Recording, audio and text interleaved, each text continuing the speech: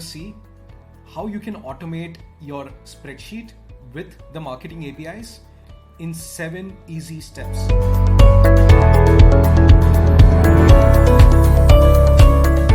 Step 1, you basically enter into Stackby, you go to templates.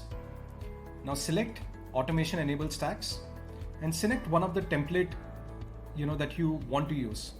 So it could be YouTube channel analytics or Google AdWords or Facebook posts or even LinkedIn ads tracker. So select one of the template, say for example Google Analytics report, and use this template and add it to your workspace. So for example, I want to add this to the content marketing workspace.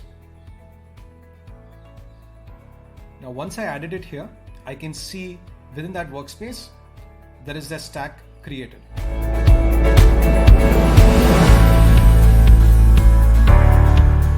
Select your column connector. Select the integration that you want to add in that particular template. So you go to the integrations tab and you will see all the list of categories of integrations that we have available in Stackby. There are over 40 different types of API integrations with over 125 different types of individual API services within those integrations. So for example, in analytics, we have Google Analytics, YouTube Analytics. In SEO, we have Ahrefs, Alexa, SERPstat, and Moz. And even in ads, we have Facebook ads and LinkedIn ads.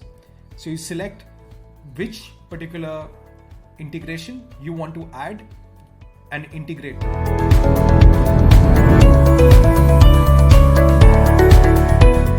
You can integrate with any of these connectors to your workspace. So for example, if I want to connect to Google Analytics, I go to integrate, select the workspace that I want to integrate to. In this case, I want to integrate it to the content marketing workspace. Click on add your API key, name your connection. So this is, say for example, Google Analytics API, and just connect to your Google Analytics account. So it will ask you to authenticate.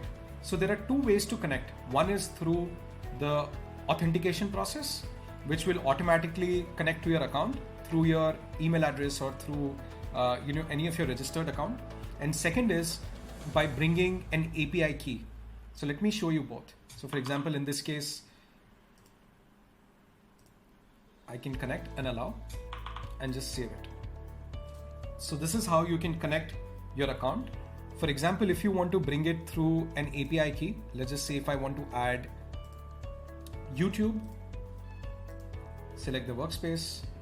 Now within add your API key, in this case, I just need to bring the API key.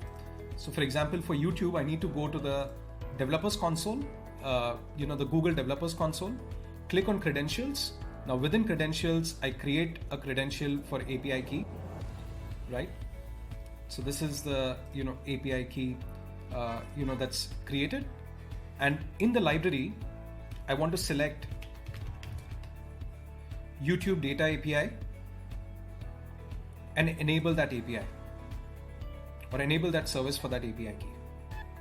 So that's it. Once it's enabled, basically you can just add that API key in the Stackby account. And YouTube API key. Save. So this is how you can bring or connect to any of these integrations via the authentication mechanism or the API key mechanism.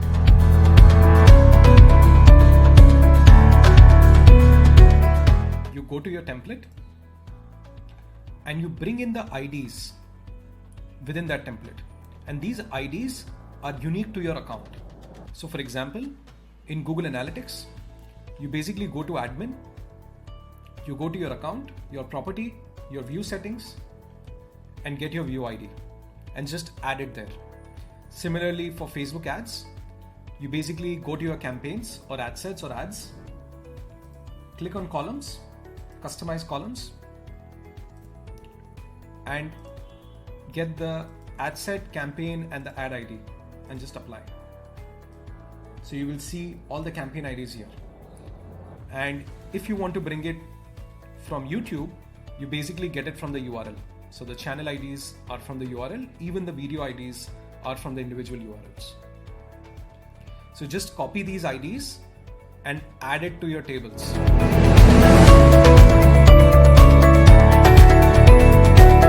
Connect your columns to an API service.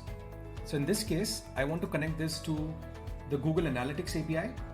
Just have to select the API key that we just added. Select an analytics service. So there are different services, within each of those integrations that you can add to. So in Google Analytics, there are, over 10 different services.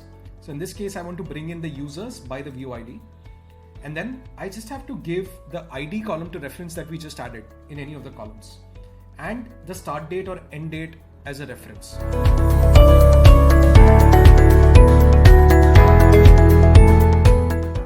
So it basically pulls in the information in the cell directly like this. So if you click on the data, there is a inbuilt data explorer where you can select which data you want to configure in the columns from that particular API service. So you just create those 3 columns. So those 3 columns are created automatically, and you can bring that data automatically in your tables from that particular API service.